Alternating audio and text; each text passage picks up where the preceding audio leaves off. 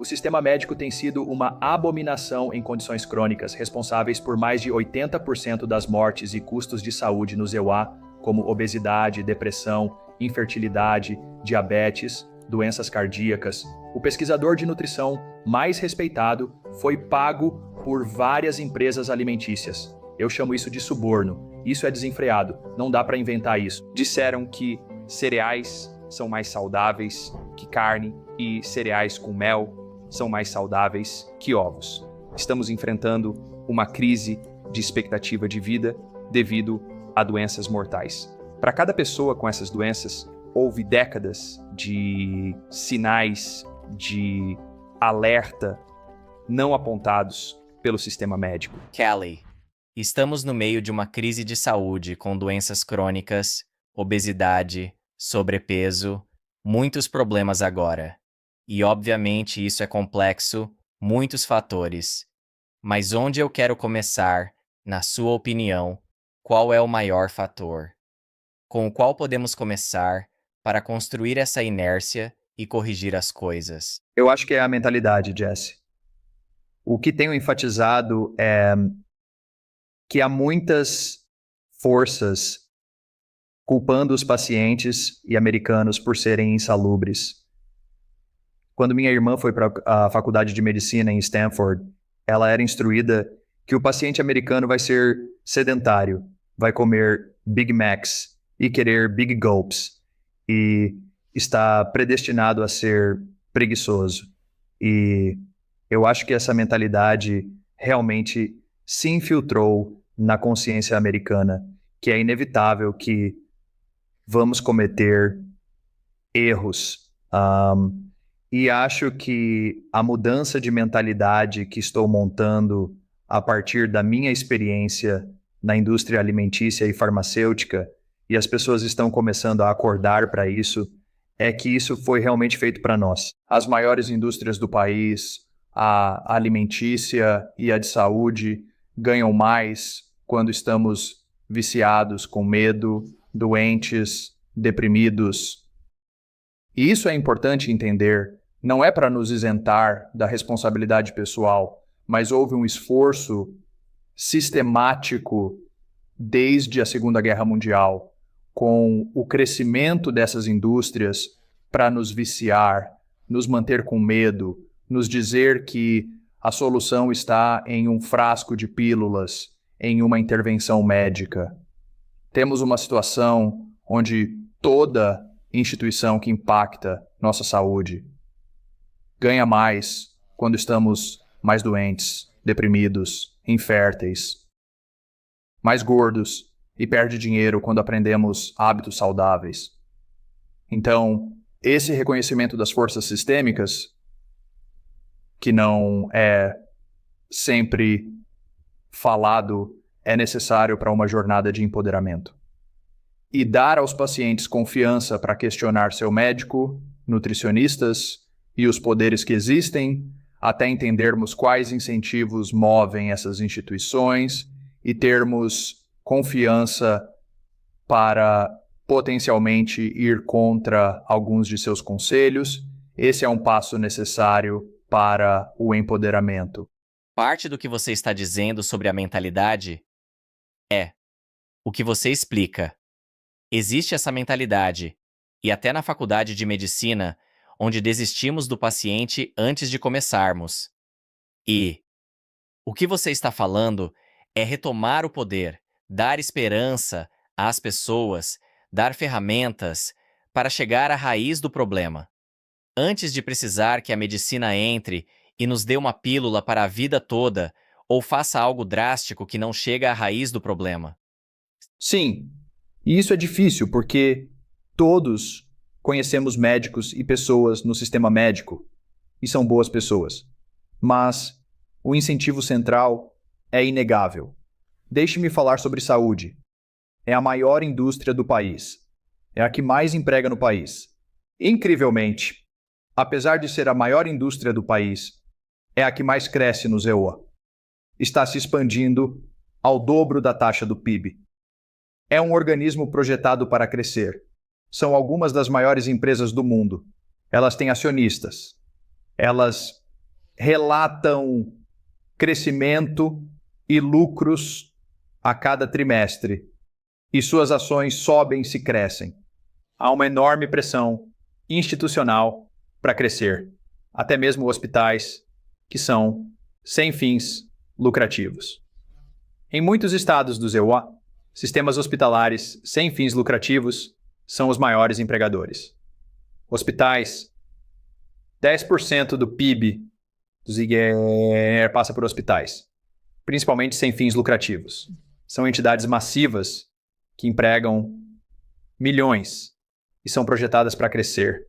Então, precisamos entender que isso não é conspiratório, não está imputando a ninguém. Mas esses sistemas são grandes e têm pressões para crescer. A medicina hoje 95% dos gastos são em pessoas já doentes para gerenciar condições crônicas. Quando você olha para o que acontece com as crianças, 50% dos adolescentes com sobrepeso ou obesidade, 25% com doença hepática gordurosa, quase um terço com pré-diabetes, estatísticas impensáveis, né? Isso é perfeito para o sistema médico, certo? Eles não poderiam projetar melhor, porque essas crianças não vão morrer imediatamente. Mas se você é uma criança com pré-diabetes, obesidade, doença hepática gordurosa, você inevitavelmente terá outras comorbidades e será colocado em um sistema onde não é curado, certo? Quando você entra no sistema médico com essas condições crônicas, tudo é reversível.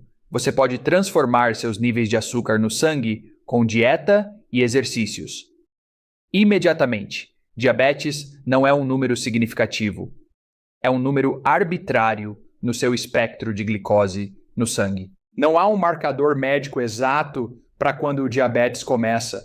Tudo isso pode ser revertido. Mas assim que uma criança entra no sistema com pré-diabetes ou diabetes, é colocada em medicamentos para a vida toda. Não são informados de que é reversível. Então gerenciam alguns biomarcadores enquanto a disfunção metabólica continua, gerando mais comorbidades e lucro para o sistema. Aos 50, 60 anos, o americano médio está em mais de 6 medicamentos. Aqui estão 6 comorbidades que estão gerenciando cronicamente, gerando receita recorrente para o sistema. Isso criou a maior e mais rápida indústria em crescimento no país. Mas essa é a batalha em que estou com minha irmã. Podemos falar sobre quem vem de um histórico médico e deixou o sistema. Mas esse é o problema-chave. Estarmos doentes é lucrativo. E a maneira de sair dessa esteira de gerenciamento de doenças crônicas é simples. É com as coisas que você está falando e defendendo com os convidados que você teve, que foram grandes inspirações para mim em saúde metabólica. Você pega todos esses pontos, acho importante expandi-los. São pontos simples sobre acertar o básico, sobre alimentação, sono, movimento, gerenciamento de estresse. Isso deveria ser a base da saúde. Essas coisas simples que Robert Lustig e Mark Hyman falam, mas é complicado. É complicado em doenças isoladas. Para mim, essa é a questão mais importante no país. É mover nosso paradigma de gerenciamento de condições crônicas, longe do isolamento, em direção a uma causa raiz, universal, saúde metabólica. Mas essa visão ameaça o sistema médico como está, e é por isso que está sendo obscurecida. Enquanto você fala sobre o tamanho desse sistema médico e o dinheiro envolvido, penso em pessoas como nós que estão cientes e querem mudanças e ouvintes do programa. Mas para mim, há 2 áreas onde podemos olhar para fazer essa mudança. Podemos ir atrás do sistema e tentar fazer mudanças lá, ou podemos ir para a base e espalhar informações, empoderar as pessoas para que possam fazer mudanças dentro de suas vidas e das vidas de suas famílias. Então, quando se trata de há muito tempo, vamos poder entrar em muitos dos detalhes aqui. Mas como você vê isso? Onde as pessoas devem colocar sua energia quando se trata de fazer mudanças? Sim, sinto gratidão porque eu ganho muita energia e significado de vida ao atacar e falar sobre o topo. E eu tenho sido capaz de me envolver com membros do Congresso, a Casa Branca e políticos de ambos os lados. E deixe-me ser claro, eu realmente acho que há questões de cima para baixo. As maiores indústrias dos Sakrawa são incentivadas para que estejamos doentes, mais gordos, deprimidos e inférteis. Essa é uma grande dinâmica. Estamos lutando com uma mão amarrada atrás das costas pela nossa saúde. E, novamente, eu acho que esse é o maior problema mundial e devemos usar linguagem clara. Mas uma das maiores indústrias do país, que são os maiores gastadores em publicidade, doações políticas, lobby, pesquisa nutricional, eles financiam escolas de medicina. Quando essas indústrias têm incentivos para que estejamos doentes, isso é um grande problema. Então, realmente acho que mudanças de cima para baixo são necessárias. Mas, para a pessoa comum, alguém ouvindo, acho que todos estão em uma jornada de empoderamento de baixo para cima.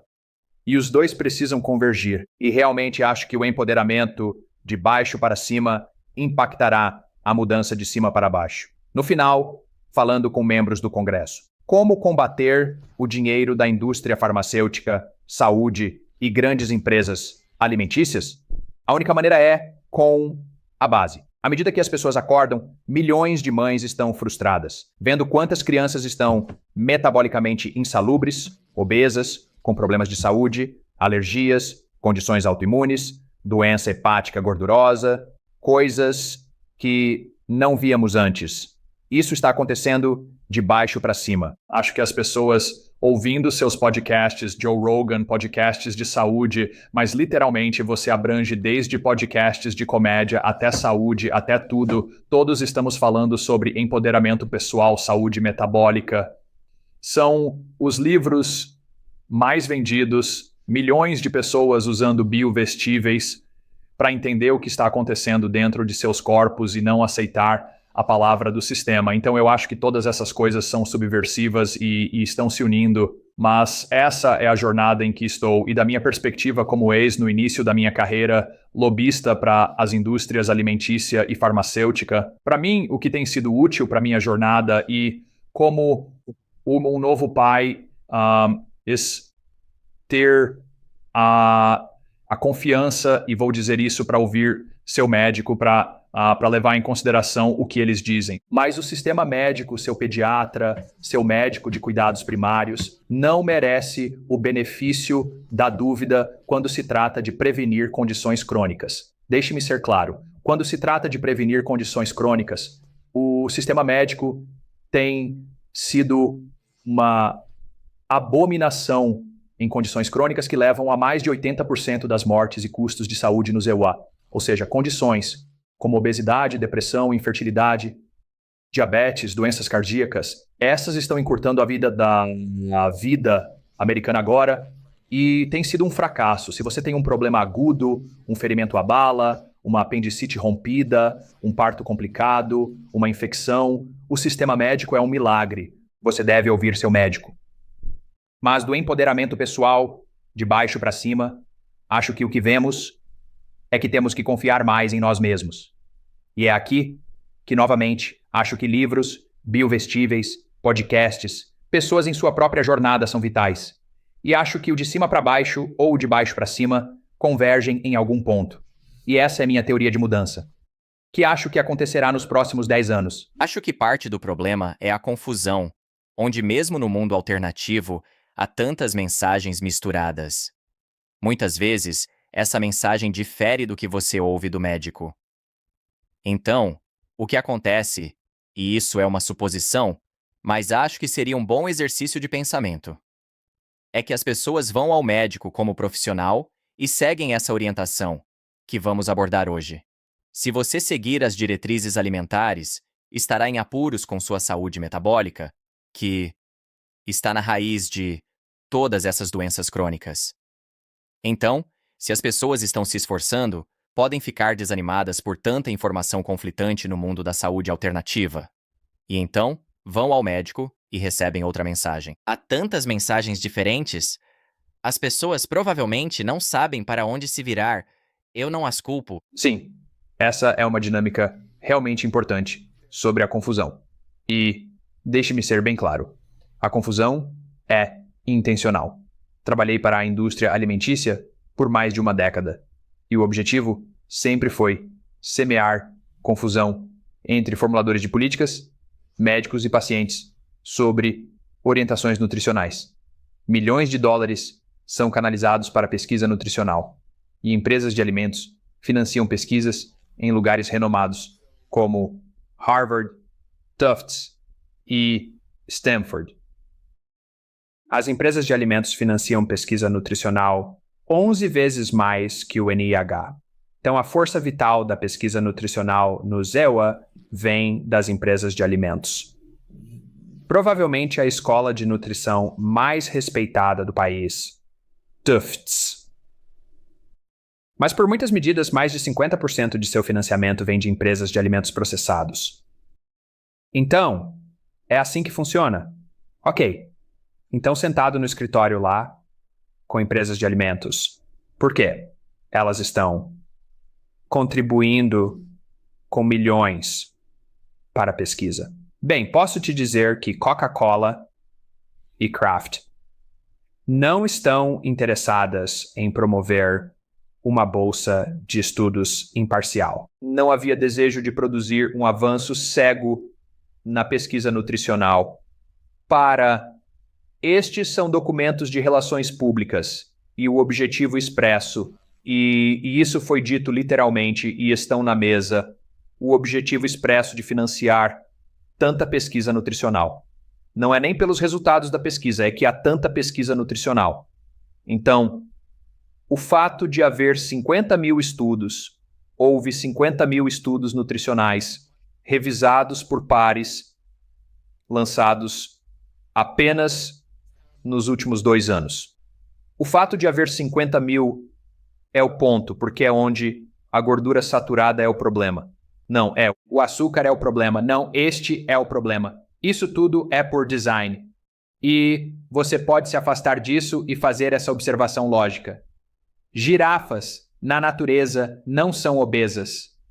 Zebras não são obesas. Não há animal selvagem com obesidade sistemática, diabetes sistemática ou grandes quantidades de depressão. Um lobo na natureza tem uma taxa de câncer de 1 a 2% e quase 0% de depressão. Cães domesticados e que comem alimentos processados e têm mais hábitos sedentários. Cães têm mais de 50% de taxa de câncer e mais de 50% de depressão. Isso é o que está acontecendo. O problema são os especialistas. Eles são os únicos animais que são sistematicamente obesos, diabéticos, têm problemas cardíacos. São animais que ouvem especialistas em nutrição, mas também são os animais que as maiores indústrias do país estão lucrando. Essa é a chave. Você está sendo confundido de propósito. Humanos nascem com uma compreensão inata do que é certo para eles, como qualquer outro animal. E isso foi tirado de nós. É um problema médico, econômico, porque o capital humano está sendo destruído no país por condições metabólicas. Acho que é quase um problema espiritual que nossa agência foi tirada de nós. Uma agência que todo outro animal tem e é muito bem sucedida em utilizar. Ok, deixe-me ver se entendi. O que você está dizendo é: essas grandes empresas de alimentos estão fazendo muita pesquisa, e a ideia é ter muitos estudos por aí dizendo coisas diferentes para nos confundir. E não importa tanto as conclusões, é o fato de haver esses estudos massivos e as pessoas vão ficar confusas. Esse é o objetivo deles. O objetivo é a confusão. Quem financia? Grandes empresas de alimentos e corporações menores juntam dinheiro para financiar pesquisa ou fazem isso independentemente?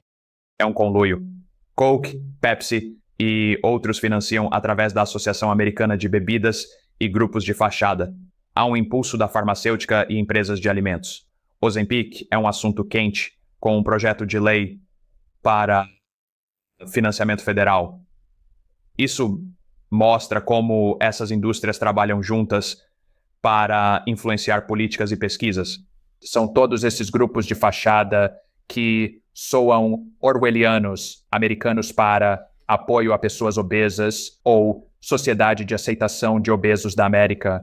São apenas todos esses diferentes grupos de fachada que as empresas farmacêuticas e de alimentos todos se unem. Então, o grande para bebidas, novamente, é a Associação Americana de Bebidas. Há a Associação Americana de Confeiteiros. Para a farmacêutica, é simplesmente chamada de farmacêutica. Então, eles conseguem, contribuir para esses grupos e, então, é para quem eu trabalhei.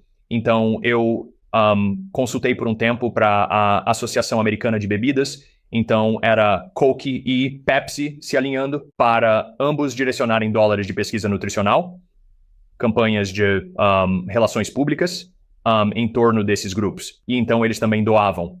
É realmente uma questão de em quem as pessoas confiam. Então elas confiam em artigos de pesquisa, financiamos pesquisa. O parâmetro alimentar é baseado em pesquisa de Harvard, financiada pelo Conselho Americano de Açúcar, que pagou milhões para estudos dizendo que açúcar não causa obesidade, levando a pirâmide alimentar, recomendando mais carboidratos e açúcar, menos gordura. Empresas de cigarro usaram o manual nos anos 60 e 70 com grupos de fachada para confundir a questão. As mesmas firmas de relações públicas e lobby que ajudaram o tabaco mudaram para alimentos. Essa estratégia continua a influenciar percepções públicas e políticas. Muitos dos executivos, muitos dos cientistas, muitos dos lobistas, eles simplesmente se mudaram para alimentos. Mas sim, eles se unem. Eles financiam instituições que as pessoas confiam. Então, quando você olha para os maiores financiadores de pesquisa dos próprios grupos médicos, então a Associação Americana de Diabetes, a Academia Americana de Pediatria, a força vital dessas organizações, que são organizações médicas, que estabelecem padrões de cuidado para a medicina, os maiores financiadores dessas organizações são, de longe, a farmacêutica e depois os alimentos. A Associação Americana de Diabetes, você não poderia inventar isso, mas aceitou milhões de dólares da Coke, que é água de diabetes. Então, algo que eu já falei antes, mas grupos de direitos civis e outros grupos que agora é um monte, muitos grupos de gênero e grupos Me Too, para dizer que é sexista não apoiar uma certa questão. Essas corporações são muito boas em tirar proveito de questões de guerra cultural para basicamente fazer com que seja racista ou sexista ou gordofóbico ou o que quer que seja, criticar seu produto. Então isso está acontecendo sistematicamente. Não é tão complicado. E acho que é importante para as pessoas entenderem que essas instituições de confiança são bastante manipuladas. Certo. Há muitas peças em movimento aqui. Quero me concentrar na parte da pesquisa por enquanto. E quero entender a motivação por trás desses grupos de grandes empresas juntando seu dinheiro, basicamente pagando para que a pesquisa seja feita. Novamente, todos esses estudos massivos criando confusão. A ideia é criar essa confusão para que as pessoas não percebam o quão prejudicial é o produto deles e continuem comprando? Então, sentado com executivos de alimentos, não é como se eles estivessem conscientemente falando sobre fazer coisas más, certo? É como, bem, estamos fazendo calorias baratas e abundantes e estamos fazendo refrigerantes deliciosos para as pessoas desfrutarem. E temos pessoas tentando atacar nossos trabalhadores e a marca e a empresa arduamente conquistadas. Então precisamos lutar e executar alavancas para garantir que possamos nos proteger. É nesse ponto que um objetivo realmente começa a se formar. E então, fica bem tático. Fica bem tático. Então, há apenas um número de professores que são conhecidos como pague para jogar. E como um funcionário júnior nessas empresas, eu pesquisava professores que já haviam recebido dinheiro de corporações antes. Há listas de pessoas que são basicamente o que você vai conseguir. Há think tanks que produzem pesquisas que são, às vezes, bastante impactantes, que são totalmente pagas para jogar. À esquerda e à direita. Então, essas empresas têm listas. E depois, as reuniões com os professores. Não é geralmente uma conversa de quid pro quo total, mas é implícito. É como a força vital de sua pesquisa. É o financiamento. E está pendurado esse financiamento de 2 milhões de dólares e é um piscar de olhos. É como, oh Deus, as pessoas estão culpando a Coca-Cola por todos os males sob o sol e isso simplesmente não está certo. E estamos tentando obter alguma pesquisa sobre açúcar que está por aí há muito tempo e é um piscar de olhos. Mas você cria esses relacionamentos com professores e instituições. E essas listas são atualizadas. E se você estiver disposto a pagar para jogar, você continua recebendo dinheiro, não apenas dinheiro de pesquisa. Também está pendurado lá nessas conversas o dinheiro de consultoria. Então, muitos desses professores podem receber pagamentos de consultoria. O ex-reitor da Escola de Medicina Tufts, um homem chamado, primeiro nome, Dariush. Não vou tentar pronunciar seu sobrenome, mas Dariush. O pesquisador de nutrição mais respeitado foi pago por mais de uma dúzia de empresas de alimentos. Não são bolsas de pesquisa, mas subornos, taxas de consultoria diretas. Ele lança estudos da escola de nutrição Tufts. A bússola alimentar dizia que Lucky Charms são mais saudáveis que carne e Honey Nut Cheerios mais saudáveis que ovos. Falei com ele e ele disse: como você se atreve a dizer incentivos financeiros impactam minha pesquisa? Isso não é possível. Bem, você aceitou dezenas de milhões em bolsas de pesquisa e parece que mais de $1 milhão em pagamentos diretos? Enquanto ele me ligava de Davos, irritado, e ele disse sim, mas isso não impactou minha pesquisa. Eu só acho que é algo para o povo americano decidir, certo? Impacta. O fato de que sua pesquisa e suas casas de férias e viagens a Davos, o fato de serem financiadas por empresas de alimentos, isso impacta o que você decide pesquisar e quais são os possíveis resultados da pesquisa? Isso é desenfreado. A maioria das bolsas do NIH vai para professores com conflitos de interesse. 8.000 bolsas, pela última contagem da ProPublica. Não há regras para conflitos de interesse em universidades ou bolsas do NIH para pesquisa farmacêutica ou nutricional. Então esse é o jogo. Os objetivos são multifacetados para a nutrição. A confusão é o objetivo, certo? Então você só precisa perguntar: o que os lobistas precisam? Mostrar aos conselhos e legisladores. Com muitos estudos diferentes confundindo a situação, eles podem argumentar: não, você não pode estigmatizar o açúcar. Não é claro que esse é o problema. Se um estudo diz que Lucky Charms é mais saudável que ovos, você pode ir a conselhos escolares e dizer: vocês não precisam de comida fresca, podem dar Lucky Charms. Isso é do NIH e da Tufts. Então, como se cria documentação de relações públicas para influenciar pessoas com dinheiro? Então, legisladores, conselhos escolares, os consumidores, para gerar um resultado esperado. Sim, é confusão e estudos que recomendam o produto de empresas de alimentos e farmacêuticas. Certo, é um pouco mais explícito. Você pode projetar um estudo para dizer o que quiser. Um grande equívoco nos ELWE é que um estudo revisado por pares de Harvard representa os dados. Não é o que os dados dizem, mas o que eles organizaram os dados para dizer. A chave da pesquisa científica é a pergunta. E como você a estrutura, não a pergunta em si. É assim que minha pesquisa funciona. Toda universidade procura uma maneira marginal de tratar pacientes com câncer, não de preveni-lo. Eles procuram como gerenciar o diabetes, não como pará-lo. É a isso que leva do lado farmacêutico. Essa abordagem tem implicações significativas para a saúde pública. Se você está gostando do episódio, clique em curtir e se inscrever abaixo. Muito obrigado. De volta ao episódio. Quando você fala sobre comida, tocou em algo. É importante destacar que, quando uma universidade como Tufts conclui que Lucky Charms são melhores que carne, isso não afeta apenas quem lê o artigo do New York Times. Isso impacta a política pública, como os sistemas escolares, o que eles oferecem, e até mesmo hospitais e prisões. Isso se torna o padrão a seguir. Então, vai além do nosso controle em casa. Ah, sim. Vem de cima para baixo. Não podemos simplesmente ignorar isso. Devemos confiar e respeitar nossas instituições. E vou te dar um exemplo de como isso funciona.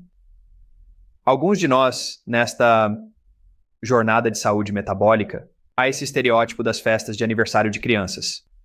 E todas elas sendo servidas com açúcar. E eu vou para a creche do nosso filho e, na verdade, ele é o garoto estranho que não come nada do que eles servem, porque é realmente, eu acho, repreensível. Em qualquer creche, servem açúcar. As crianças são como pequenos viciados. O açúcar afeta o cérebro como uma droga. Temos uma crise de vício entre as crianças. Mas a chave, Jesse, é que isso segue recomendações do governo. As diretrizes oficiais influenciam diretamente o que é servido às crianças, criando um ciclo de dependência. O USDA afirma que uma criança de 2 anos pode ter até 10% da dieta composta por açúcar adicionado. Como é possível que isso tenha sido permitido? O governo realmente recomenda que até 10% da dieta seja composta por açúcar adicionado. É como se dissessem que 10% da dieta deveria ser heroína. É um grande equívoco. Recomendar uma porcentagem de uma substância viciante, como o açúcar. Mas o que podemos fazer? Nem vamos entrar nisso. Como isso acontece? O USDA cria diretrizes nutricionais a cada 5 anos. Trilhões de dólares em jogo, definindo padrões para escolas, hospitais, prisões e creches. 95% das diretrizes de 2020 foram feitas por pessoas pagas por empresas de alimentos e farmacêuticas. Coca-Cola, Kraft. Recentemente, verificando o painel de 2025, você não pode nem inventar isso. Essas diretrizes têm um impacto enorme, influenciando desde a merenda escolar até a alimentação em hospitais e presídios. Mais de um quarto do painel foi pago pela Novo Nordisk, fabricante do Ozempic. Então, mais de um quarto dos médicos que fazem nossas diretrizes nutricionais estão na folha de pagamento de um fabricante de medicamentos para obesidade. Isso é algo para investigar. Eles pagam os médicos. Os médicos vão para o painel de nutrição do USDA. Nenhum desses painéis FDA, NIH, USDA é composto por burocratas do governo, são especialistas externos. Eles pagam os especialistas e o governo recomenda. A coisa trágica é que os americanos ouvem os líderes médicos.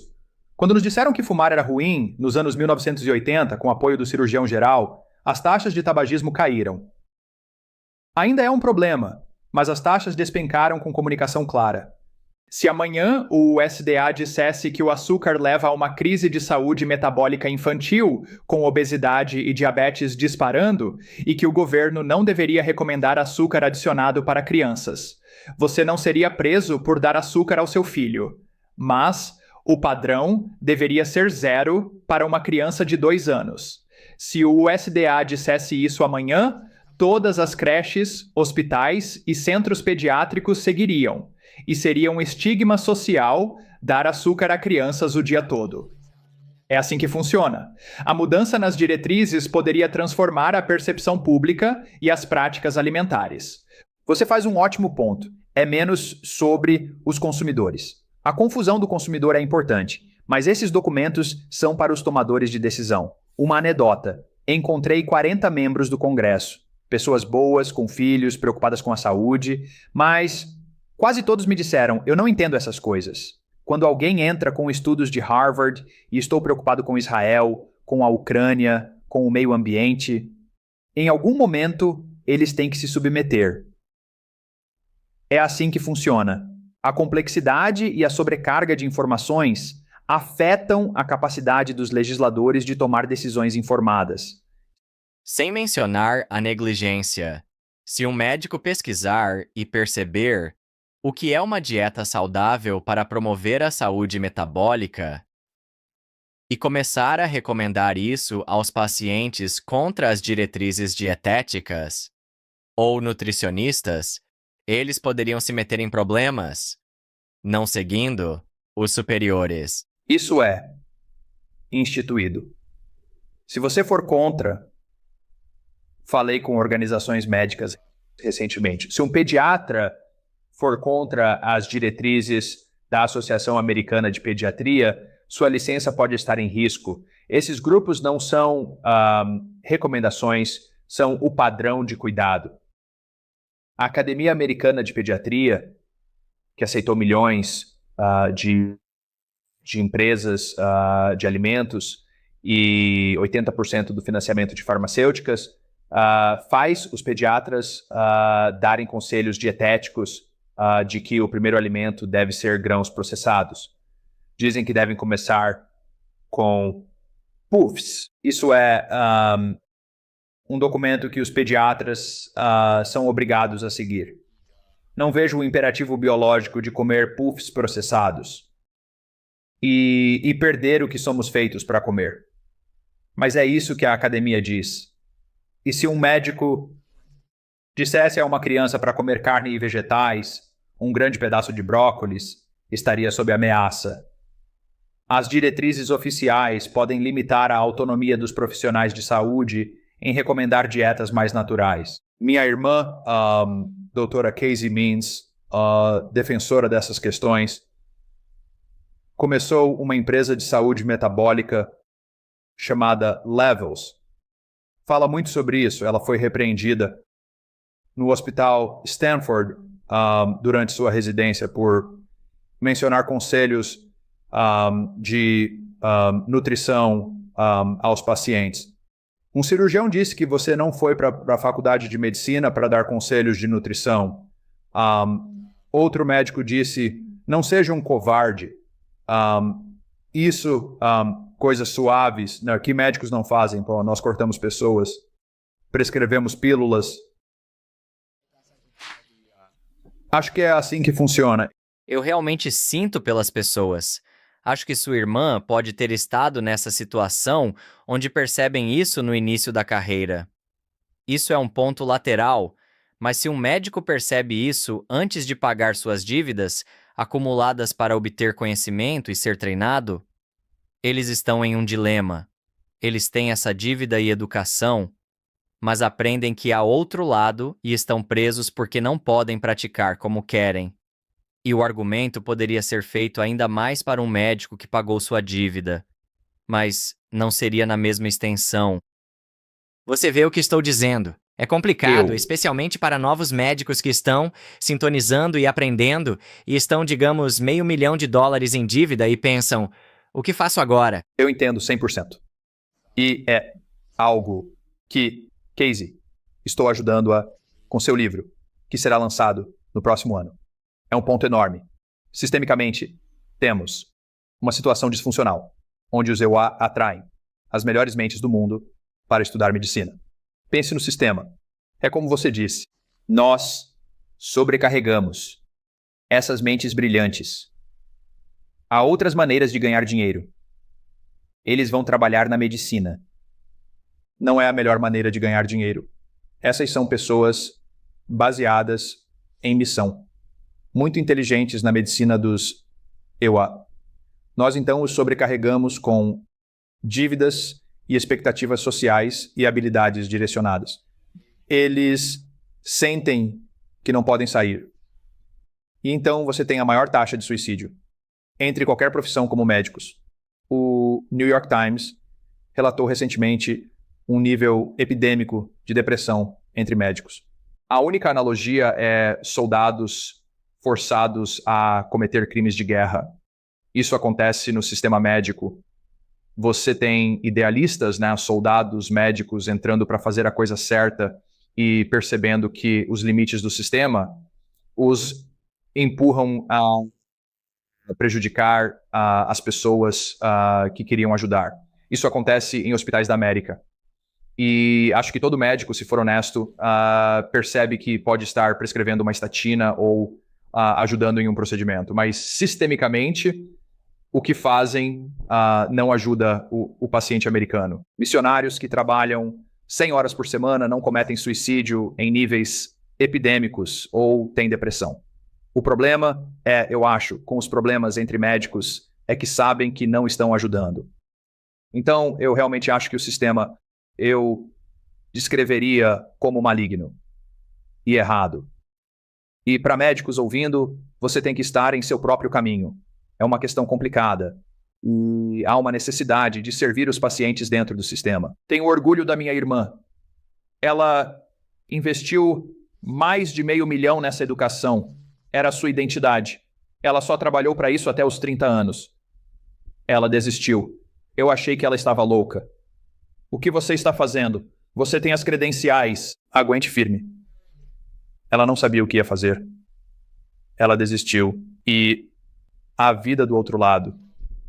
Ela começou a tratar pacientes dando o conselho de saúde metabólica, 1 a 1, o que levou a ela a ter uma visão sobre monitores contínuos de glicose, conhecendo algumas pessoas e começando a partir dessas ideias, uma empresa chamada Levels, que tem emitido monitores contínuos de glicose para centenas de milhares de pessoas, ajudando-as a entender sua saúde metabólica. E realmente, eu acho, fazendo uma enorme mudança no mundo. Então, isso foi apenas em alguns anos após sair, e ela disse que foi a melhor decisão de sua vida, embora fosse muito assustador. Então eu acho que há muito espaço para médicos ou pessoas no sistema médico saírem dele para fazer um impacto. Mas acho que isso é uma dinâmica enorme e acho que é muito assustador. Então só queria compartilhar a jornada da minha irmã e espero que para qualquer um considerando potencialmente outro caminho. Acho que está lá porque há tanta oportunidade e frustração. Agora, entre o paciente americano para encontrar respostas. Eu não sou médico. Sou apaixonado. Estou nos estágios iniciais de uma jornada para minha saúde e a saúde do meu filho. E tenho uma empresa tentando mudar os incentivos. Mas o fato de as pessoas me pedindo conselhos médicos específicos com frustração, que pessoas com o melhor atendimento médico estão me procurando com frustração. Se estão me procurando, há um problema. Acho que há fome por conselhos médicos sensatos e uma necessidade de mercado para isso. E acho que estamos em um momento único agora, por causa da internet nos últimos 25 anos, onde os médicos podem ligar um podcast como este e o véu é levantado e ouvir o outro lado da história.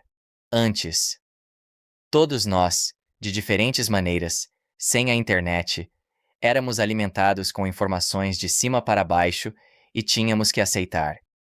É o único em que as pessoas podem aprender a narrativa alternativa devido à internet, criando situações como a de sua irmã. Sim, acho que há uma batalha agora.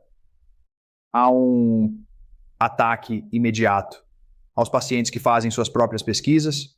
Há um pulo imediato em qualquer um por espalhar desinformação médica e isso menosprezando se alguém tentar cuidar da própria saúde, certo?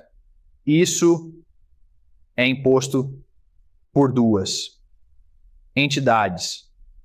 É imposto pela mídia e pelo governo. A indústria de saúde é o sangue vital dessas duas indústrias. Então, empresas farmacêuticas você nem consegue inventar isso, mas são responsáveis por mais de 50% dos gastos com anúncios na TV.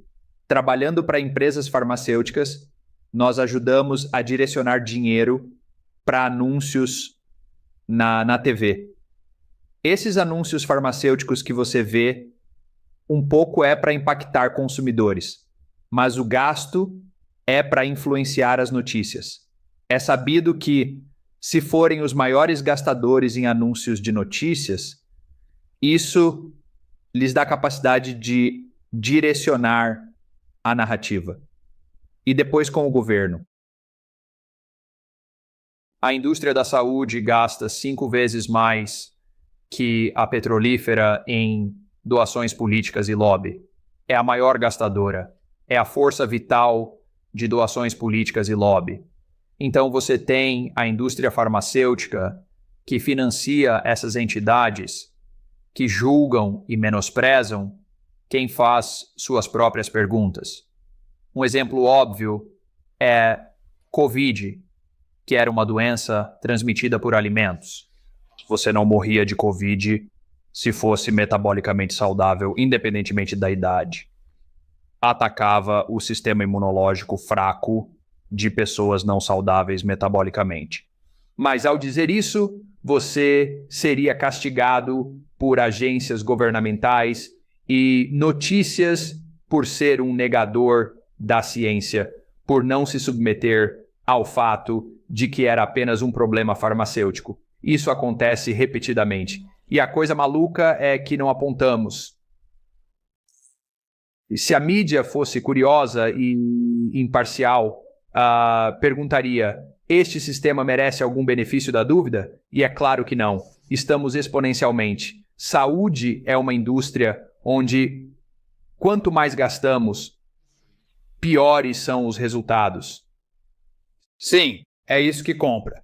E eu acho novamente o ponto para um indivíduo é que há muito incentivo para convencê-lo do contrário, para assustá-lo e impedi-lo de cuidar da própria saúde ou até mesmo de pesquisar na internet. Ninguém pode impedir que as pessoas ouçam podcasts, façam pesquisas ou leiam livros. Acho isso realmente incrível. Acho que você tem menos a perder do que pensa, porque o status quo não é tão bom. Acho que você deveria ser cético. Quando se trata de prevenir doenças crônicas, deve ser cético quando seu médico prescrever estatina. Seja cético quando te empurram IRS. Seja cético quando te empurram metformina. Pergunte a causa raiz. Seja cético com injeções para obesidade vitalícias para seu filho de 12 anos, como sugere a Academia Americana de Pediatria. Questione as motivações por trás dessas recomendações e procure alternativas mais saudáveis e sustentáveis para o bem-estar do seu filho. Este é um caminho perigoso. Faça perguntas. O que está se tornando óbvio é que parte do problema é o dinheiro sujo sendo gasto para pagar estabelecimentos médicos e pessoas em pesquisa e universidades. Isso é público? Se as pessoas quiserem saber onde esse dinheiro está sendo gasto e de onde vem o financiamento, isso é de conhecimento público? Ou é algo que você precisa ouvir de alguém de dentro? Estou só dando uma pesquisada mais aprofundada e detalhada aqui. É o site do CMS. É um site do governo. Eu poderia te enviar o link exato, mas você pode pesquisar qualquer médico e ver seus pagamentos de consultoria. Eu faço isso sempre que vejo um médico na TV fazendo discurso farmacêutico. Recentemente eu quero assistir ao 60 Minutes e o médico-chefe de obesidade de Harvard falava sobre obesidade ser genética, não ligada à alimentação ou estilo de vida, uma doença cerebral não baseada em decisões pessoais e como era imperativo parar de estigmatizar a obesidade e prescrever Ozempic para todos com sobrepeso, com o governo pagando. Depois do segmento, no programa de notícias mais assistido, um anúncio farmacêutico foi exibido. Descobri que a indústria farmacêutica é a maior financiadora do 60 Minutes. Pesquisei a médica no banco de dados que em 2021, última vez que temos dados, recebeu $70 mil em subornos da Ozempic, o que é público. E então é mais difícil, mas bolsas de pesquisa devem ser divulgadas, mas isso é voluntário. Existem bancos de dados, mas é menos acessível. Sim, eles divulgam pagamentos de consultoria. Há como verificar. Lobby precisa ser relatado. Open Secrets é um bom recurso. Observe o lobby. Eles têm um gráfico de diferentes indústrias. Como eu disse, se somar toda a saúde, é 5 vezes maior que qualquer outra. Mas é muita pesquisa. Sim, sobre aquela doutora Fátima Stanford, em Harvard, eu tuitei isso. Muitas organizações de notícias independentes, não tradicionais, financiadas pela indústria farmacêutica, pegaram isso. Mas acho que as pessoas ainda estão aprendendo como fazer isso. Você tem que perguntar, essa indignação que estamos gerando sobre o sistema é boa? Acho que os ciclos de indignação na América nem sempre são bons, mas este é. Devemos ser céticos quando um médico nos empurra para o caminho farmacêutico ou não fala sobre hábitos metabólicos da causa raiz. É simples. Você disse, Jesse, siga o dinheiro. Às vezes sinto que estou pregando coisas simples, mas comprovadas. E podemos colocar algumas nas notas do programa, mas há bancos de dados que verifico quando penso sobre como especialistas médicos. Siga o dinheiro com todos. Minha empresa prescreve comida e exercícios. Emitimos atestados e fazemos parcerias como CrossFit e empresas de alimentos para criar planos médicos. Com um plano médico, você compra exercícios e comida isentos de impostos. Nós temos relações com marcas como CrossFit, onde somos pagos para emitir atestados e direcionar dinheiro para eles, analisando se o paciente se beneficiaria do exercício. Esses são meus interesses financeiros. E as pessoas criticam. Sim, estou tentando prescrever brócolis e CrossFit. Estou no bolso do grande brócolis. E espero que possamos prescrever muito brócolis e CrossFit para quem precisa. Estou feliz com o meu interesse financeiro. Líderes influentes como Mark Hyman frequentemente falam sobre seus interesses financeiros. Ele, por exemplo, faz parcerias com marcas de suplementos, alimentos e exames de sangue. Todos deveriam ter seus incentivos financeiros cuidadosamente analisados, pois isso é o que impulsiona tudo. Sobre o Ozempic, você mencionou uma história adicional sobre financiamento. Era sobre a médica de Harvard?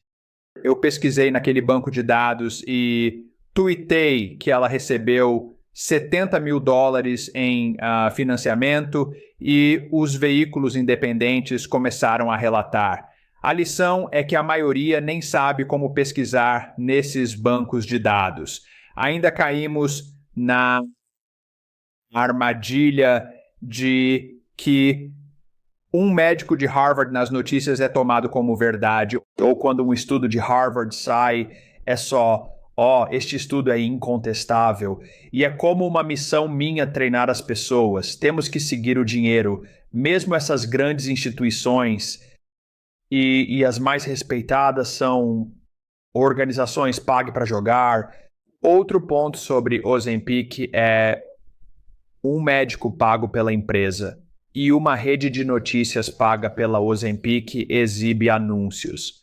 Exibir uma notícia sem divulgar conflitos, dizendo que a obesidade é genética, não ligada à dieta ou exercícios, está errado. Mas o suborno direto nem é o maior conflito. O maior é que aquela médica dirige uma clínica de obesidade em Harvard.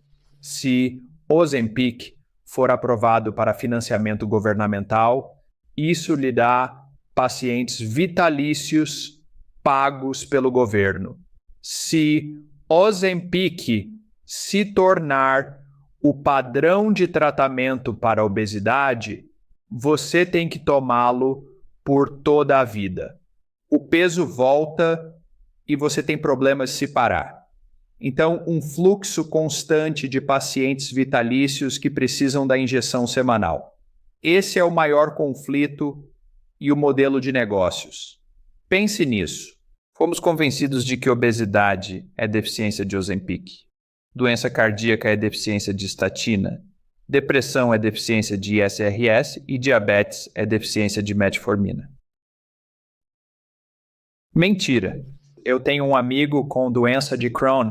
O tratamento padrão que o seguro paga é ir a um hospital toda semana para injeções. Ele fez sua própria pesquisa sobre dieta e disse: agradeço a Deus por ter a doença de Crohn, porque isso me levou à minha própria jornada. Mudei minha dieta e estilo de vida em 3 meses. Não vou a um hospital há muito tempo e me sinto melhor e mais saudável. A melhor coisa que me aconteceu. Mas ninguém do sistema médico diz que ele pode mudar em 3 meses.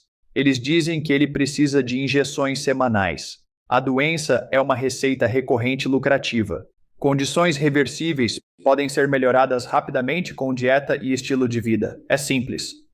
A Covid foi trágica. Se os líderes médicos, o presidente, o secretário do Tesouro, porque estamos falindo por doenças crônicas, e o secretário da Defesa, porque 80% dos jovens não podem entrar nas Forças Armadas por sua saúde metabólica e sedentarismo, tivessem pressionado para fortalecer o sistema imunológico, alinhar nossa alimentação, mudar a política de saúde para incentivar movimento, pensar em desenho urbano para aumentar o movimento como na Europa, poderíamos ter transformado a saúde americana. Gastamos trilhões em políticas da Covid. Poderíamos, por menos, ter transformado a saúde. E isso poderia ter sido feito.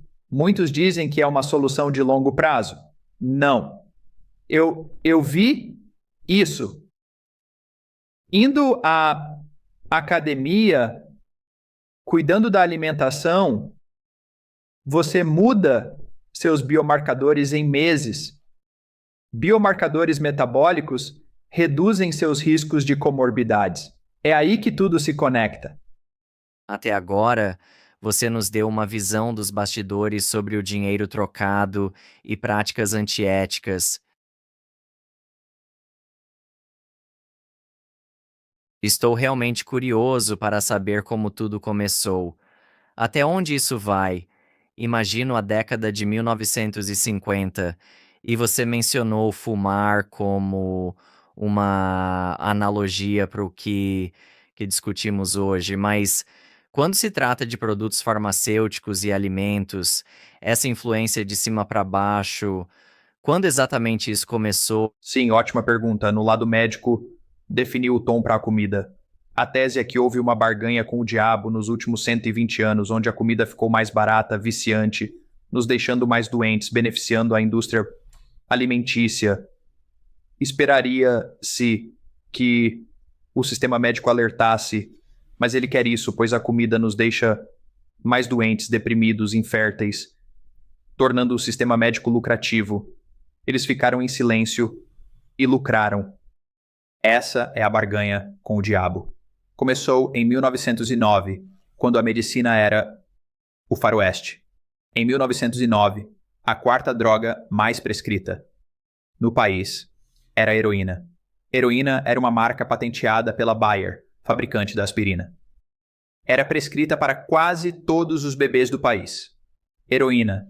Você não pode inventar isso, mas era uma marca registrada da Bayer para um medicamento infantil para curar comportamento irritadiço. Então, todo bebê em 1900, quando chorava um pouco demais, seus pais davam uma gota de heroína, que era anunciada no frasco como totalmente segura para bebês.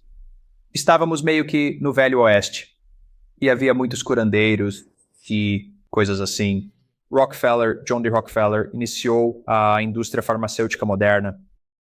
buscando usos para subprodutos do petróleo e foi o primeiro grande barão farmacêutico. E para vender produtos farmacêuticos, financiou a educação médica moderna.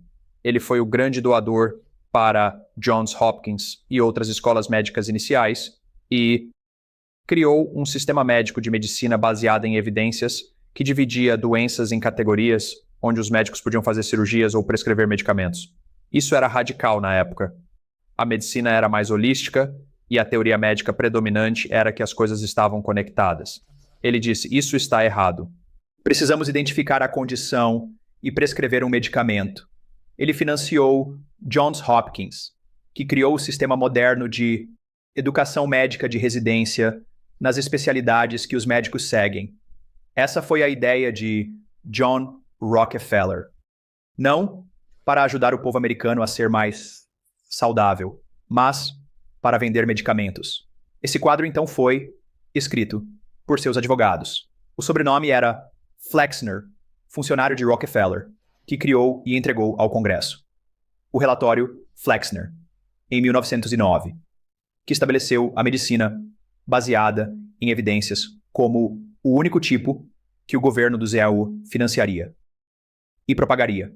Houve um grande debate, deveria ser balístico, deveria ser. Isso foi criado por ele. Conseguimos um sistema médico mais estruturado, mas ainda, até a Segunda Guerra Mundial, todo produto farmacêutico era algo que você tomava por um tempo limitado. Entramos nos antibióticos e todas as pílulas são coisas. Ok, você tem uma condição, tome isso, está curado. Acabou. Após a Segunda Guerra Mundial, a confiança médica estava no auge, porque os antibióticos foram creditados por vencer a guerra. Tivemos a pílula anticoncepcional no final dos anos 1950, e essa foi a primeira condição crônica do produto farmacêutico. A pílula anticoncepcional foi a primeira que alguém não parou de tomar. E muitos líderes médicos viram isso como um bom modelo de negócios. E, na verdade, a família Sackler, acredito que Mortimer Sackler era o avô das pessoas que lidaram com opioides mais tarde. Um pai e avô. Ele trabalhou para a Pfizer nos anos 50 e 60, viu a pílula anticoncepcional e começou a perguntar: como podemos criar mais problemas crônicos? Sua primeira grande coisa foi o Valium. E o Valium, nos anos 60 até os anos 70, se tornou o medicamento mais popular do país. Mais de 30% das mulheres, no final dos anos 60 até os anos 70, estavam tomando Valium. Eles faziam anúncios na Time e Life, dizendo: se você está cansada do seu marido, tome uma pílula da felicidade e ficará bem. Era uma publicidade sexista, uma estratégia dos Sacklers para viciar as pessoas em Valium. Isso começou a explodir. Então, os Sacklers dirigiam a maior cadeia de revistas médicas. Começaram a injetar coisas nas revistas médicas e faziam lobby no governo que estavam na folha de pagamento para criar novas categorias de doenças. Criaram a categoria de doença da menopausa. Literalmente isso era uma coisa. E criaram medicamentos para isso. Criaram a categoria de doença da ansiedade e medicamentos para isso. Começaram a desgastar, dividindo doenças e criando medicamentos, impactando o sistema médico, aproveitando a confiança gerada após a Segunda Guerra Mundial em soluções agudas e pedindo para estender essa confiança para crônicas. Em 1960, quase 0% do orçamento de saúde do ZEUA era para condições crônicas. Hoje, é mais de 90%. Mudamos. Tudo para crônico. Tivemos milagres antes da Segunda Guerra Mundial, na medicina, procedimentos cirúrgicos de emergência, como eu disse, para curar coisas que iam te matar imediatamente.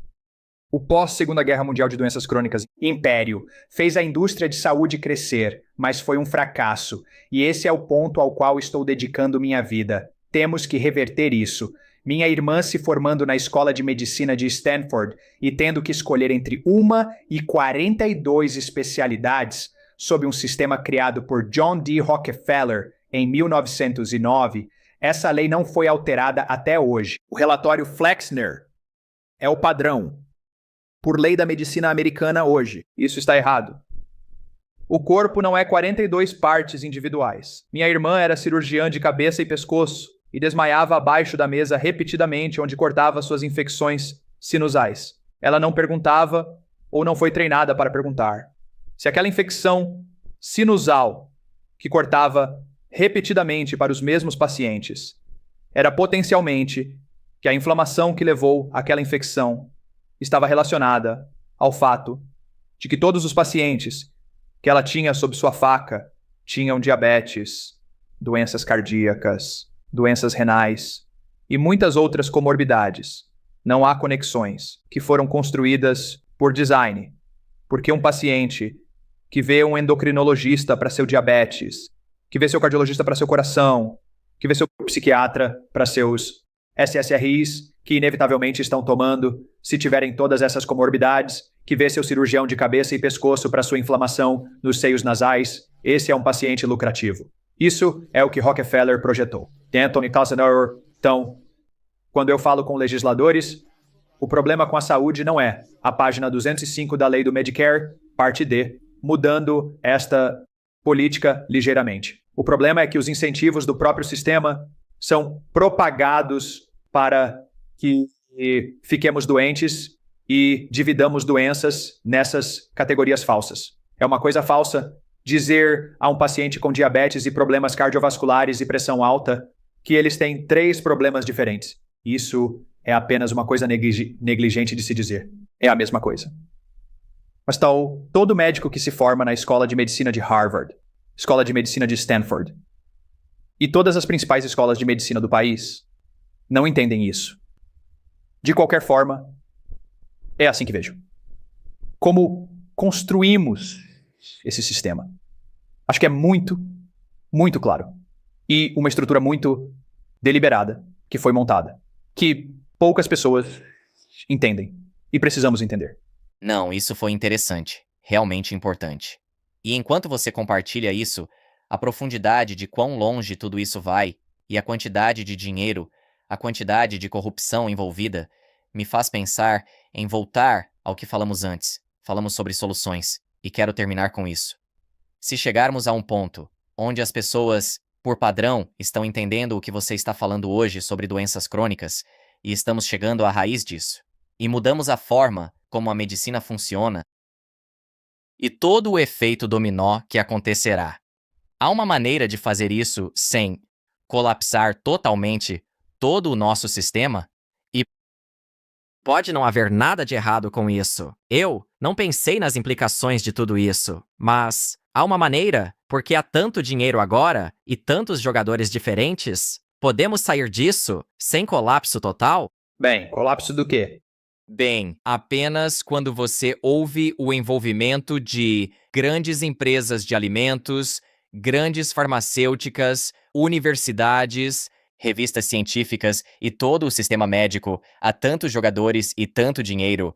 Se de repente, novamente, quero chegar a isso, falar sobre algumas das maneiras de corrigir a saúde metabólica, que são bem simples. Então, se continuarmos, pessoas como eu, a empurrar essa mensagem e torná-la simples para as pessoas, e elas começarem a corrigir sua saúde metabólica e não dependerem da medicina, haverá um enorme efeito dominó em toda a economia e na forma como tudo está fluindo atualmente, porque há tanto dinheiro e tantas pessoas envolvidas que dependem umas das outras. Se isso acontecer e encontrarmos nosso caminho para sair disso e estivermos usando a medicina para o que ela é boa, que é o cuidado agudo, como isso impede que o sistema colapse totalmente?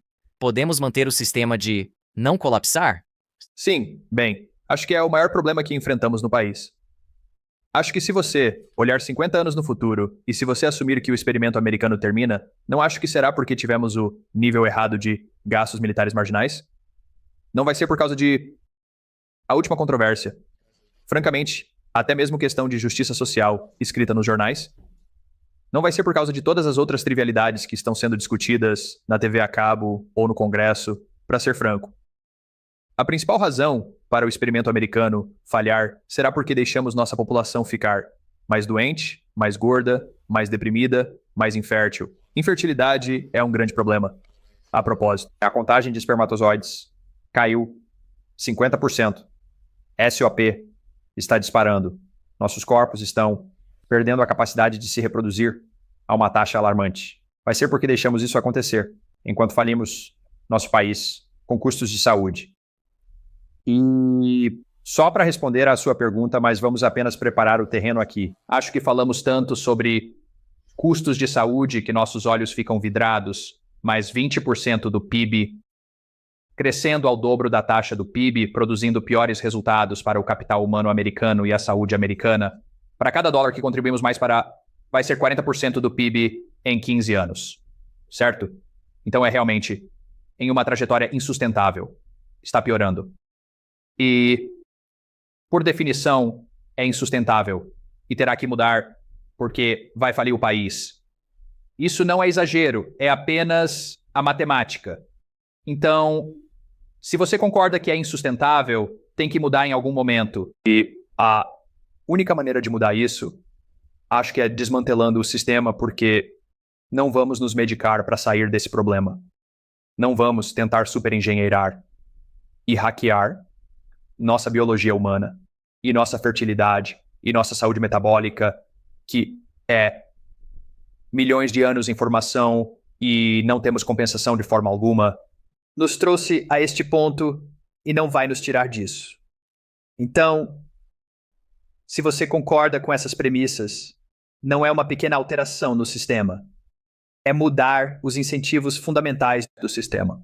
Mas esse sistema é o maior empregador do país e o maior gerador de dinheiro no país. Então, quando você vai a qualquer cidade na América e olha para as casas das pessoas, sua dignidade e suas esposas, muitas dessas pessoas, financiado por esse sistema quebrado, para ser direto.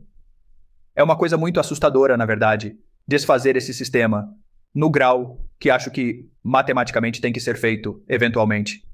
Não vejo como isso não cause muita carnificina econômica de curto prazo, para ser franco. Acho que é necessário para nossa competitividade a longo prazo, porque acho que é realmente alarmante o que está acontecendo com nossa saúde física e mental. E, novamente, estamos perdendo a capacidade de nos reproduzir, o que eu não poderia imaginar um sinal de alarme maior da nossa biologia do que isso é nossa função evolutiva central de estar na Terra. Mas é o que eu diria. Estou otimista porque seus ouvintes, milhões de pessoas estão acordando e acho que percebendo que precisamos mudar e há uma revolução de baixo para cima. Estou pessimista porque não vejo uma maneira disso não causar deslocamento econômico em massa no curto a médio prazo. Sim, não, é exatamente isso que estou dizendo. O fato de que, para o bem e para o mal, a solução para isso é barata e simples. Se as pessoas começarem a mover seus corpos e começarem a comer alimentos integrais, elas estarão bem no caminho para conseguir o que estamos falando, corrigindo sua saúde metabólica. Então, isso não vai criar muitos empregos, e isso não vai estimular a economia. E muito de tudo, como você disse, você deu o exemplo ali, quando as pessoas voltam para suas casas, muito disso é construído sobre esse sistema de que estamos falando. Não vejo uma saída sem muita dor ao longo do caminho, porque estamos tão longe na linha e a solução não envolve muitos gastos e muita complexidade. Sim, bem, eu diria apenas que acho que é a solução para nosso crescimento econômico a longo prazo e competitividade, porque a economia não é nada além de os insumos são humanos. E agora, sistematicamente, os americanos não estão no seu melhor. Quando você olha para os 80% dos adultos americanos com sobrepeso ou obesidade, a obesidade não é o problema em si. A obesidade é um sinal visível de que as células da pessoa estão funcionando mal. 20% da nossa energia é produzida na nossa cabeça. A relação entre disfunção metabólica, diabetes, obesidade e depressão. Depressão é muito clara, certo?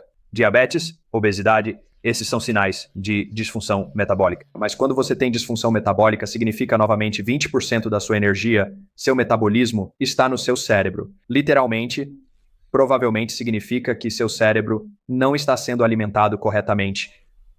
Há uma ciência crescente surgindo que os transtornos de saúde mental estão muito, muito metabolicamente ligados e relacionados ao nosso intestino e nosso microbioma, que é fortemente influenciado pela nossa alimentação. Então, acho que vamos declinar economicamente se não entendermos que estamos sistematicamente cometendo suicídio contra os insumos da economia, que são os humanos e seus cérebros. Eu realmente acho que melhorar a saúde e acertar na saúde e entender que não podemos ter a população que estamos envenenando e esperar ter competitividade econômica a longo prazo. Entender isso é crucial, vai causar problemas a curto prazo.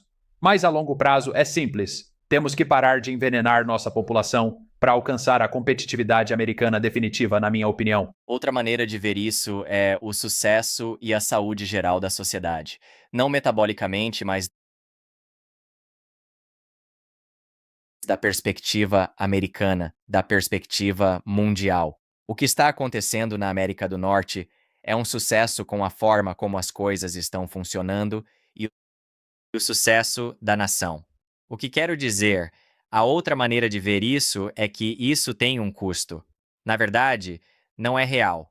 Quando você vê a economia, e eu não sou especialista nisso, mas quando você vê os Einragor sendo essa potência mundial e tendo todo esse poder e prestígio e sucesso, talvez isso simplesmente não seja real e talvez isso seja apenas nos últimos, quem sabe, 100 anos tenha sido construído em um castelo de cartas e que quando isso desmoronar, vai apenas revelar o que estava lá.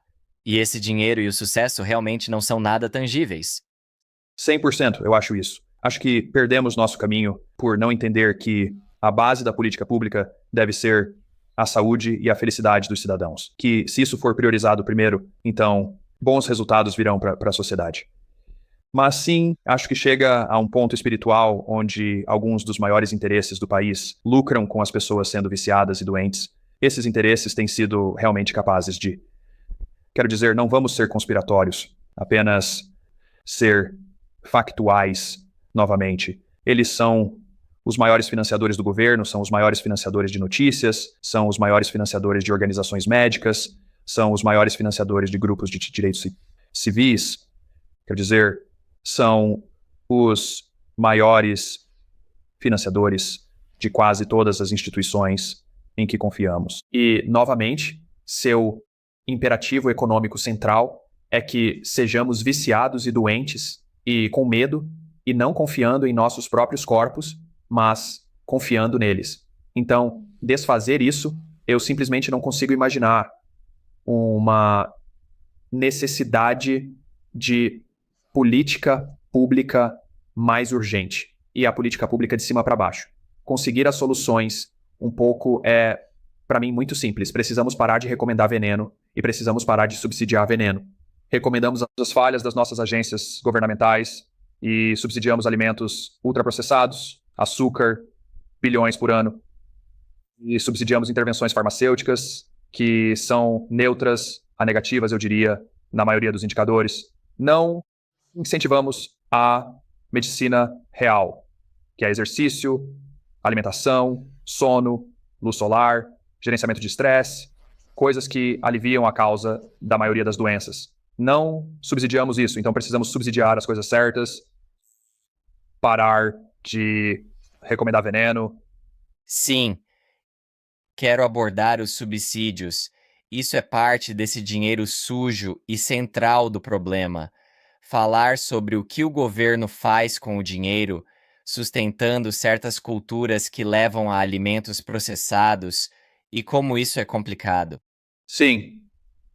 Após a Segunda Guerra Mundial, tivemos o Plano Marshall. Tentávamos alimentar a Europa. Houve impulso por estabilidade de prateleira. Preços estáveis de alimentos eram uma questão política. E houve impulso por alimentos ultraprocessados. Talvez tenha começado bem, mas foi cooptado pela indústria alimentícia e agora até 70% da nossa dieta é ultraprocessada. Olhe qualquer rótulo, são grãos altamente processados, retiram a fibra, que é nutritiva, e atenua o impacto da glicose? Basicamente, vira glicose no sangue. Açúcar e óleos de sementes criados por John D. Rockefeller como subproduto do petróleo, usado no início dos anos 1900 como lubrificante. A família Rockefeller convenceu reguladores a aprová-lo para consumo humano.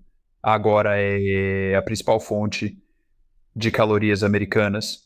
A indústria alimentícia aproveitou a necessidade de alimentos estáveis na prateleira após a Segunda Guerra Mundial para lucrar com alimentos ultraprocessados, transformando a dieta americana. Isso levou a indústria alimentícia a fazer lobby por subsídios agrícolas nos EUAs. 90% dos subsídios vão para componentes de alimentos ultraprocessados. Milho, soja, trigo, cigarros recebem mais subsídios que vegetais, mostrando uma distorção nas prioridades alimentares do governo. Vegetais recebem 0,4% dos subsídios agrícolas. Como? Porque vegetais são considerados uma cultura especial. Vegetais não têm marcas conhecidas. São menos lucrativos do que marcar algo e colocá-lo em uma caixa como Cheez Whiz ou Doritos.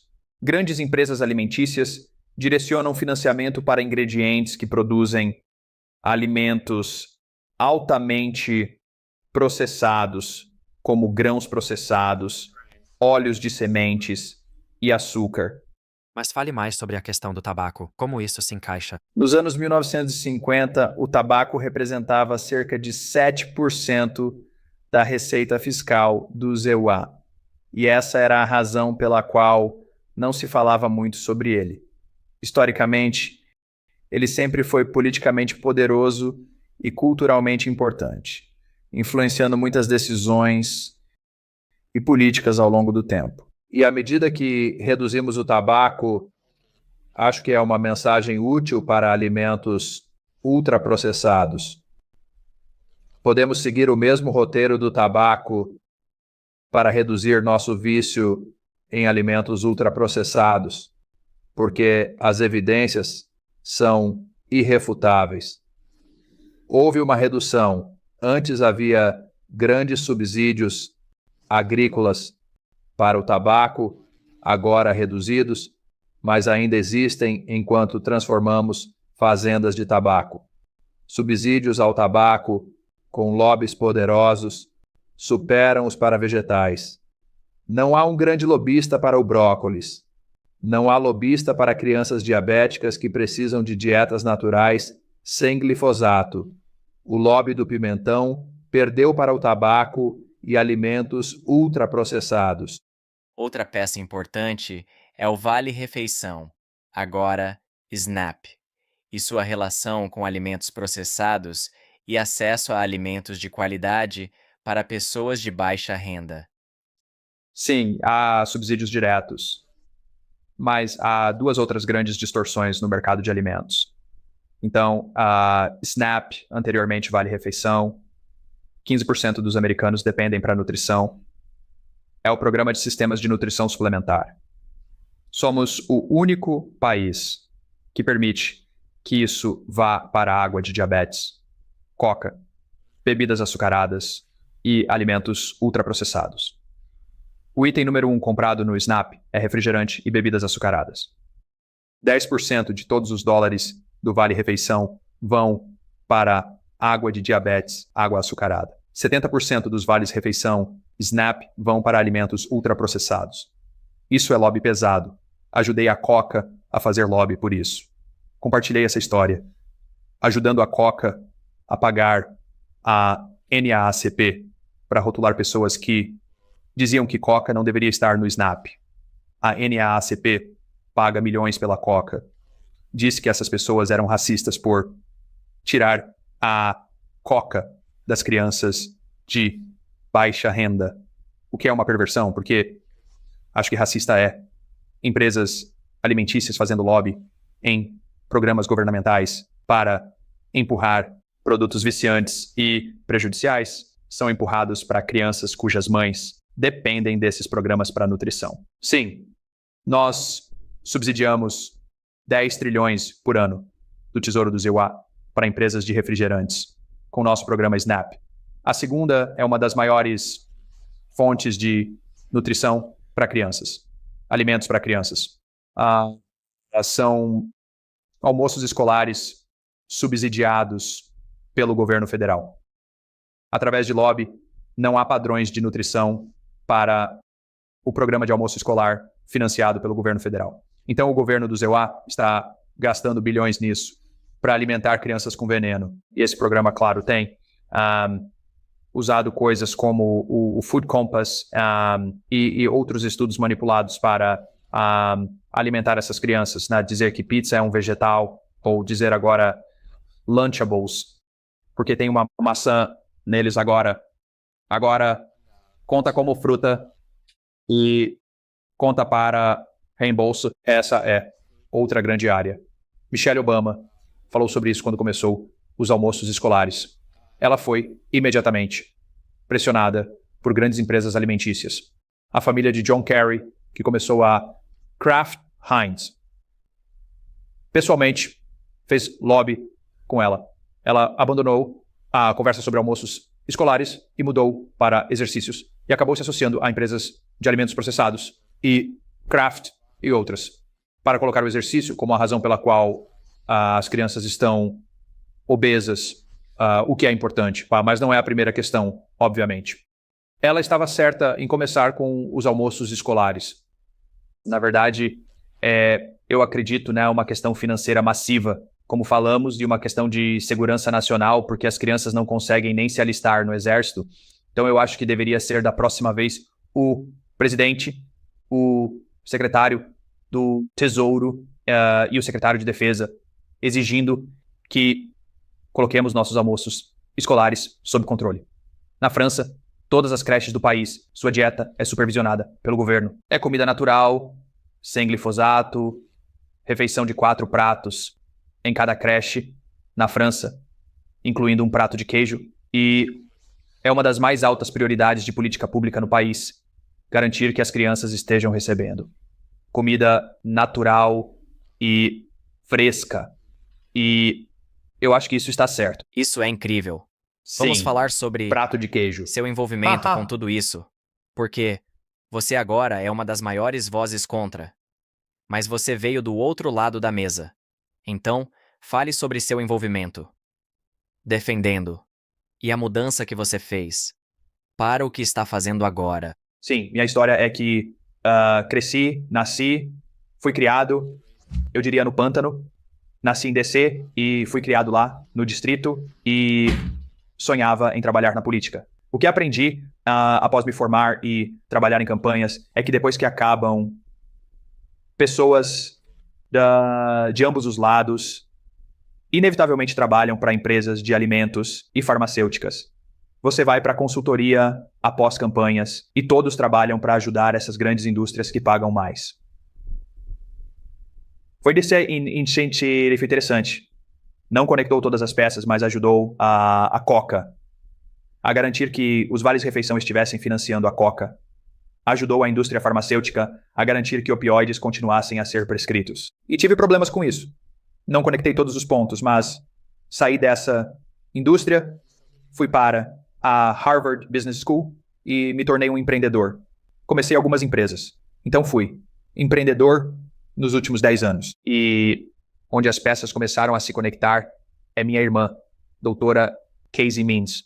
Como eu disse, uma das minhas melhores amigas. Orgulho da família. Stanford, Med School, residência cirúrgica. Abandonou abruptamente após perceber que fazia sua terceira cirurgia de sinusite no dia e não sabia por que o paciente tinha inflamação e era quase por design, não ensinada porque os pacientes adoecem, apenas ensinada a como abrirá basicamente inflamação baseada em alimentos bem na frente dela e não fazer perguntas. Como falamos, ela saiu e seguiu em frente. É uma grande defensora da saúde metabólica. E então, em 2021, enquanto minha empresa anterior estava sendo vendida, que é em e-commerce, realmente se juntou para mim. No início de 2021, Minha mãe sentiu dor no estômago durante uma caminhada. Fez um exame e descobriu que tinha câncer de pâncreas em estágio 4. Morreu 12 dias depois. No hospital Stanford, oncologistas disseram que foi azar. Mas, aprendendo com Casey, não foi azar. Minha mãe tomava 6 medicamentos. Ela era uma americana típica de 70 anos. Tinha glicose alta, tomava metformina e estatina para colesterol alto. Cerca de 50% das pessoas da idade dela tomam estatina. Foi informada 2 meses antes que estava saudável e em menos medicamentos que a média. Isso mostra como a percepção de saúde pode ser enganosa. Os médicos dela estavam comemorando sua saúde, mas seu alto nível de açúcar no sangue, seu alto colesterol, sua pressão alta, suas lutas contra a obesidade, todos esses eram sinais de alerta de disfunção metabólica que nunca foram levantados para ela, que eventualmente se manifestaram em algo ameaçador à vida, como o câncer. Isso está acontecendo com milhões de pessoas. A expectativa de vida agora está diminuindo pelo período mais longo da história americana, desde 1860. Estamos enfrentando uma crise de expectativa de vida devido a doenças mortais, que para cada pessoa com essas doenças crônicas mortais, houve décadas de sinais de alerta que não são apontados pelo sistema médico. Isso me ajudou a juntar as peças para minha experiência inicial trabalhando para essas empresas. Inspirado por minha irmã, decidi dedicar minha vida a essa questão. Trabalhando com minha irmã em um livro chamado Boa Energia, disponível para pré-venda esta semana. Esses insights me ajudaram a iniciar uma empresa chamada TrueMed. E TrueMed, como eu disse, ajuda. TrueMed segue a ciência. Fazemos uma triagem médica. Vou dizer isso mais uma vez. Na TrueMed seguimos a ciência e temos uma triagem médica, onde as pessoas listam as condições que estão tentando reverter ou prevenir. Para quase qualquer condição, como obesidade, depressão, diabetes, a melhor maneira de reverter ou prevenir é uma combinação de sono, alimentação, suplemento e exercício. Colocamos isso em uma nota. A pesquisa mostra que 150 minutos de exercício por semana reduzem a depressão. Com essa nota, as pessoas podem comprar exercícios sem impostos, incentivando um estilo de vida mais saudável. Elas podem usar HSA, FSA. Na Escola de Medicina de Stanford, minha irmã não aprendeu a escrever uma carta de necessidade médica para exercício, mas é adequado. Está claro pelo IRS que um médico pode recomendar intervenções específicas, não precisa ser uma pílula. Isso desbloqueia o uso de FSA, HSA. Estamos tornando isso simples, fazendo parcerias com marcas, líderes de saúde e bem-estar, para conseguir para as pessoas as notas médicas que seguem a ciência e, o mais importante, ajudá-las a economizar dinheiro em atividades saudáveis que não são incentivadas agora.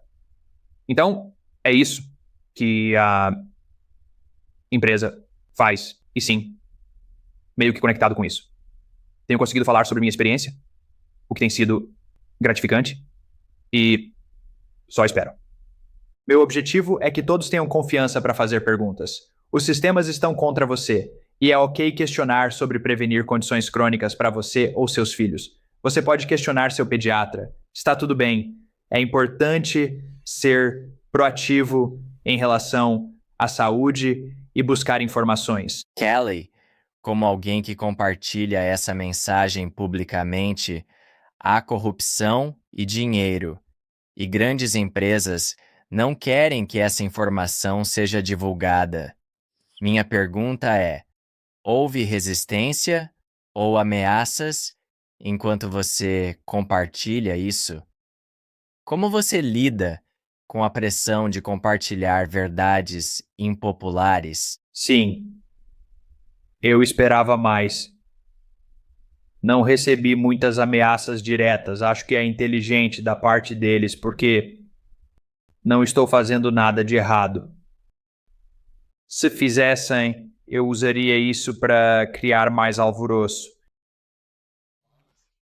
Isso dá sentido à minha vida. Acho que essas indústrias são poderosas. Estão cometendo violência contra o povo americano. Isso me dá sentido para falar. Parece banal, mas mencionei minha mãe morrendo nas mãos de um sistema quebrado. Tenho um filho pequeno que está entrando em um triturador de madeira.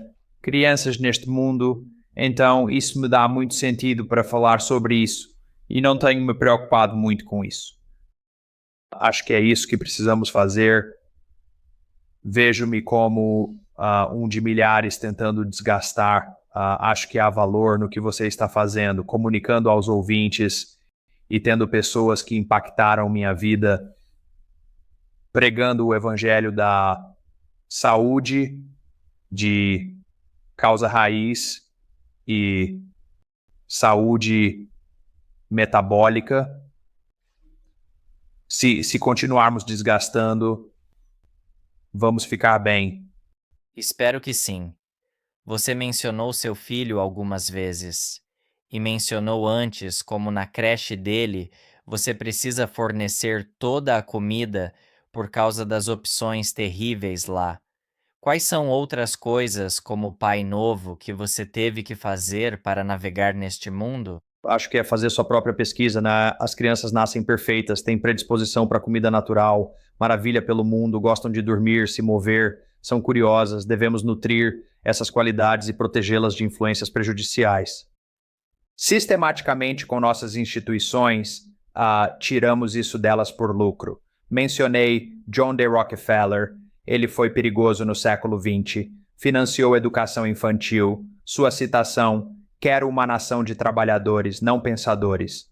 Empurramos crianças nas curvas de aprendizado mais rápidas, aprendendo a falar, entender o mundo, andar, com não muito treinamento de cima para baixo, mas apenas curiosidade e maravilha pelo mundo e exploração. Pegamos esses dados da curva de aprendizado mais rápida de suas vidas e depois as sentamos em uma mesa e lecionamos. Alimentamos, comida processada, enfiamos goela abaixo e água com açúcar. Nós as sujeitamos inevitavelmente a muitas de nossas psicoses, né, como adultos e estresse crônico. Então, meu pensamento é apenas como podemos prevenir o máximo possível, né? Transportar as psicoses de nossa sociedade para aquela criança e realmente aprender com elas. Como fomentamos seu e perpetuamos seu senso de maravilha pelo mundo? Como fazemos em relação à comida? Não dar o veneno. Os pais têm um controle absoluto e completo sobre a dieta de uma criança durante os primeiros 2 anos de vida. É um princípio básico e direto. Não se trata de julgamento, mas sim de responsabilidade. Não devemos dar veneno às crianças. Não devemos oferecer açúcar, especialmente o adicionado, nem grãos processados ou óleos de sementes. Esse deveria ser o padrão que seguimos. Evitar alimentos Franken e ingredientes criados nos últimos 100 anos que não foram feitos para consumo biológico. Precisamos manter o que as crianças nascem, em vez de empurrar nosso lixo para elas. É de onde eu venho. Ao longo da nossa conversa, tocamos na parte dietética e mudanças de estilo de vida que as pessoas podem fazer, que estão em uma posição agora com saúde metabólica comprometida, ou alguém que só quer manter, se tiverem sorte o suficiente, para estar em uma posição onde tem isso agora. Mas vamos dar às pessoas que sintonizaram até este ponto uma visão geral breve, e dissemos que é barato e simples. Mas o que as pessoas podem fazer após esta conversa? Começando hoje, para começar a recuperar sua saúde metabólica? Sim, então, acho que, da minha perspectiva, houve trilhões de dólares de incentivos para convencê-lo de que é complicado. Acho que também há um enorme incentivo para influenciadores de saúde que me impactaram muito. Tenho admiração incrível por ter seu próprio nicho e dicas interessantes, mas também complicar um pouco a questão. Podemos alcançar uma renovação radical da saúde ao seguir alguns princípios simples e eficazes. Não consumir açúcar adicionado, óleos de sementes e grãos processados. Eliminar esses 3 ingredientes da dieta, independentemente da filosofia dietética que se siga, direciona para alimentos mais naturais. Se comer alimentos processados, é menos inflamatório e venenoso. Esse é meu princípio. Há muitos outros buracos de coelho, mas se em todos os estudos de nutrição tivermos esses 3 princípios, transformaríamos a sociedade. Esses são grandes princípios que tenho. Estou vencendo se puder reduzir ou eliminar esses 3 ingredientes. Mova-se 150 minutos por semana. Há controvérsia sobre qual exercício, mas não há epidemia de pessoas se movendo consistentemente de forma errada. Influenciadores têm filosofias, mas esse é meu princípio. Para mim agora é meu princípio para a família e filho pequeno. Se puder ter um hábito diário de se mover e atingir 150 minutos. Isso me levou a mais. Como otimizar? Pesquisando outros, mas apenas 150 minutos. Não sou ótimo nisso. Estou na minha própria jornada. Tive altos e baixos, mas essa é a heurística que tenho. 150 minutos. Estou em uma jornada sobre sono. Percebendo a importância da luz solar. A luz está se tornando importante. A pesquisa que compro, a ideia de luz natural ou não natural, é um fenômeno recente. Pergunte o que está mexendo com nossa biologia evolutiva? A luz é grande. Estou me aprofundando nisso e o gerenciamento do estresse crônico. Temos armas de destruição em massa para sequestrar cortisol e níveis de estresse. Há lucro em estarmos com medo e cortisol elevado por diferentes entidades. Esteja ciente disso. A última coisa é ritmos circadianos relacionado à luz. Apenas um conceito em que tenho pensado é tudo isso há 200 anos, mas realmente nos últimos 100 anos, quase todo ser humano já nascido nunca viajou mais de 30 milhas de onde nasceu. O sol se punha, não havia luz para eles. Eles iam para a cama. Estou começando a entrar nesse buraco de novo. O que mudou tão abruptamente, tão rapidamente? Isso é algo em que estou em uma jornada. Ritmos circadianos são importantes. Muitas pessoas falam mais sobre isso, acho que se encaixa nisso. Vamos terminar com isso. Tocamos antes, mas vamos entrar em mais detalhes. Soluções para o sistema. Dividir em 2 partes. Para quem ouviu sobre corrupção no sistema de alimentos e medicina e desdobramentos. O que podem fazer em nível pessoal para se protegerem? E como o movimento de base com a sociedade para reagir e fazer parte da mudança? Mais de baixo para cima. O que a família pode fazer em relação à comida é medicina. O princípio número 1 é ter coragem de questionar seu médico ou pediatra. Não sou 100% anti-medicamento, mas se colocarem seu filho em medicação, derem conselhos nutricionais, colocarem em SSRIs ou Ozempic, ou em estatina, ou protocolo de fertilidade. Isso é médico primeiro.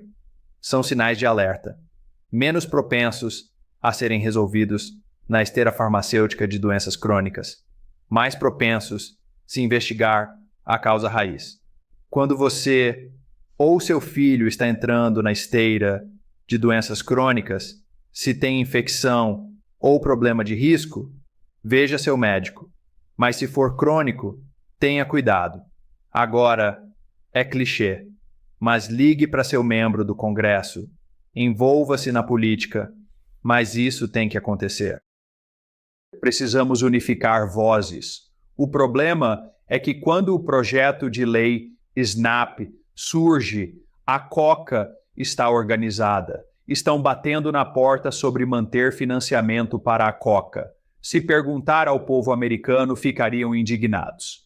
90% ficariam indignados por subsidiar água de diabetes com o programa do governo, mas não estamos organizados. Canalizar isso é como venceremos. Temos que canalizar vozes em questões específicas. Absolutamente ajudará a expressar a membro do Congresso e, como puder, que temos que ter uma agenda para tornar filhos mais saudáveis. Mas é em torno de questões específicas. Se puder canalizar outras pessoas frustradas para exercer comunicações ou dinheiro em questões específicas, isso é impactante. Questões específicas no meu radar são o projeto de lei agrícola em debate para renovar financiamento para refrigerantes e vale-refeição e subsídios agrícolas. Diretrizes do USDA estão em debate. Há ordens executivas fáceis. Somos o único país que permite publicidade para farmacêuticas na TV. Como disse, são os maiores anunciantes de notícias. Poderia haver voz unificada para parar isso. O presidente pode assinar algo para parar amanhã a influência das farmacêuticas nas notícias. Há questões como essa, mas canalizar raiva em questões específicas é como precisamos começar a fazer mudanças. Certo, Kelly. Ótimo lugar para terminar. Aprecio você ter vindo, compartilhando conhecimento. Vamos vincular seu site, redes sociais, nas notas do programa. Animado com o livro com sua irmã. Ansioso para mergulhar nisso. Estou aqui para apoiá-lo de qualquer maneira. Agradeço novamente. Valeu, Jesse. Agora que terminou com Kelly, vai querer assistir minha conversa com a irmã de Kelly, doutora Casey Means. Ela vai te ensinar como consertar sua saúde metabólica. Você não vai querer perder. Vejo você lá. Se você é um americano nascido hoje, está em uma trajetória direta para ter um nível de açúcar no sangue